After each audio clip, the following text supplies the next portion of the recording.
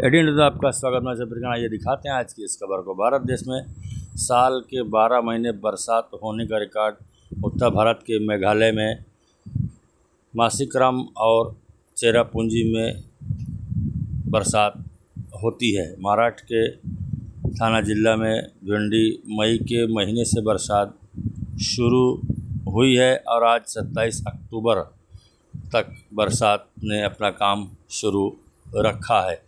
भिंडी तालुका में बिन मौसम बरसात ने शेतकरियों का बड़ा नुकसान किया है।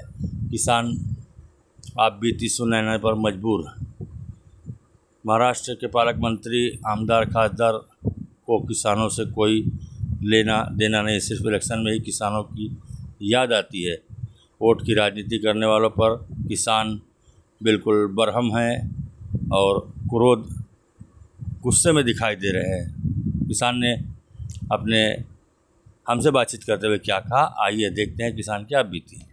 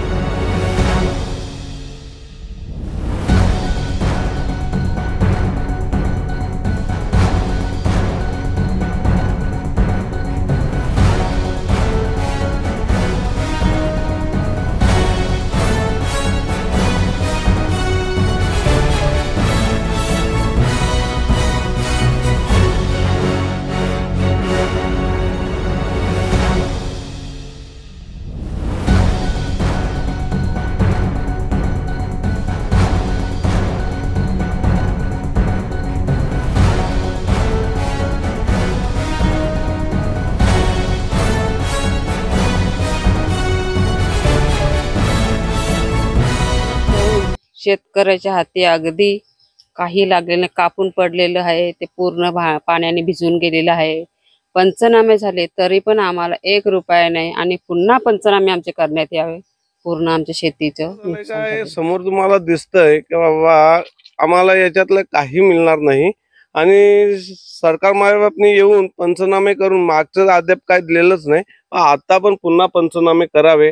पहिलं भात रोगाने जळालं, त्याच्यात पण फवारणी करून थोडंफार आम्ही वाचवलेलं, ते आता निसर्गाच्या कोपामुळे सगळी वाट लागलेली आहे।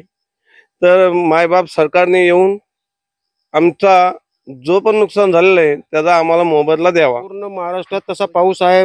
सगळ्या जिल्ह्याचे पालकमंत्री आज सगळीकडे जातात, मात्र ठाणे जिल्ह्याचा पालकमंत्री नेमका आहेत कुठे हा प्रश्न भेडसावतोय। कारण इथे जे काही कबूल केलं ते तर दिलेलंच नाही, मात्र स्वतः इथले आमदार किंवा इथले खासदार आणि इथले पालकमंत्री या ठाणे जिल्ह्याचे शेताच्या बांधावर आले नाही। अनेक ठिकाणचे पालकमंत्री पश्चिम महाराष्ट्रात प्रत्येक शेतावर जाऊन आले, मात्र इथले पालकमंत्री आणि आमदार खासदार एकही आतापर्यंत शेतकऱ्याच्या शेतावर आलेला, त्याच्यामुळे शेतकऱ्यांचा संताप झालेला आहे। त्याच्यामुळे शेतकरी येणाऱ्या काळामध्ये ह्या भात शेतीला कंटाळून कदाचित आत्महत्येचा सुद्धा प्रकार या भिवंडी तालुक्यात होऊ शकतात, याच्यात काही शंका वाटत नाही। दिवाळी अगोदर सुद्धा धगफुटी झाली होती, त्यावेळेस पंचनामे झाले होते, त्या संदर्भात काय सांगाल? याच्या अगोदर दिवाळीच्या अगोदर रोगाने या शेतकऱ्याला पछाडलं, त्याच्यानंतर पुन्हा एकदा ढगफुटी झाली।